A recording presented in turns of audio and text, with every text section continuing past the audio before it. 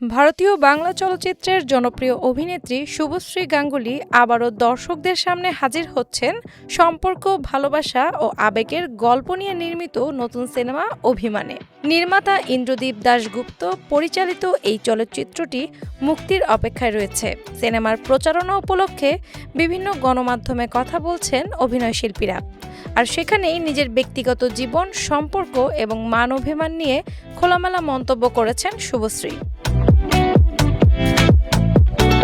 অভিমান নামটি যেমন সম্পর্কের আবেগঘন এক অনুভূতির কথা মনে করিয়ে দেয়, তেমনি সিনেমাটির গল্প আবর্তিত হয়েছে মানুষের সম্পর্কের টানাপোড়েন, ভালোবাসা, দূরত্ব এবং না বলা অনুভূতিগুলোকে কেন্দ্র করে। বিষয়টি নিয়ে কথা বলতে গিয়ে শুভশ্রী বলেন, মানুষের জীবনে ভালোবাসা ও অভিমান দুটোই অবিচ্ছেদ্য অংশ। তার ভাষায়, মানুষ ভালোবাসতে ভালোবাসে, প্রেমে পড়তে ভালোবাসে, আবার অভিমান করতেও ভালোবাসে। এমনকি বিচ্ছেদ কিংবা বিরহের কষ্টের মধ্য দিয়েও মানুষ এক ধরনের আবেগ অনুভব করে। তাই যখন দর্শক সম্পর্ক ভিত্তিক কোনো সিনেমা দেখেন, তখন তারা নিজেদের জীবনের নানা মুহূর্তের সঙ্গে গল্পটিকে মিলিয়ে নিতে পারেন।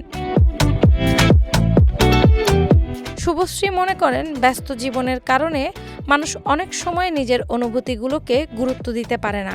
কাজ, দায়িত্ব ও প্রতিযোগিতার ভিড়ে সম্পর্কের অনেক কথা না বলেই থেকে যায়। আর সেখানেই সিনেমার ভূমিকা গুরুত্বপূর্ণ, কারণ একটি চলচ্চিত্র কয়েক ঘন্টার জন্য হলেও মানুষকে তার অনুভূতির কাছে ফিরিয়ে নিয়ে যেতে পারে। ব্যক্তিগত জীবন তিনি কতটা অভিমানী, এমন প্রশ্নের জবাবে অভিনেত্রী বলেন, তিনি নিজেকে খুবই সহজ সরল মানুষ বলে মনে করেন। অভিমান করলেও সেটিকে দীর্ঘদিন ধরে বয়ে বেড়াতে পছন্দ করেন না, বরং যে কোনো ভুল বোঝাবুঝির বা মান অভিমান দ্রুত কথার মাধ্যমে মিটিয়ে ফেলতেই স্বাচ্ছন্দ্য বোধ করেন তিনি।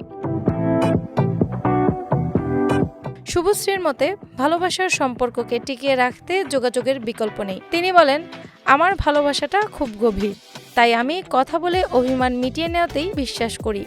কারণ আমার মনে হয় জীবন খুবই ছোট, অকারণে দূরত্ব তৈরি করে রাখার কোনো মানে নেই। আবেগ, সম্পর্ক এবং মানবিক অনুভূতির গল্প নিয়ে নির্মিত অভিমান সিনেমায় শুভশ্রীর পাশাপাশি অভিনয় করেছেন প্রসেনজিৎ চট্টোপাধ্যায়, যিশু সেনগুপ্ত, কাঞ্চন মল্লিক সহ আরও অনেকে।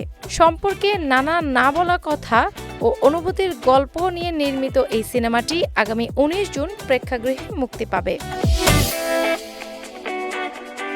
ডেস্ক রিপোর্ট, বাংলাবাজার পত্রিকা।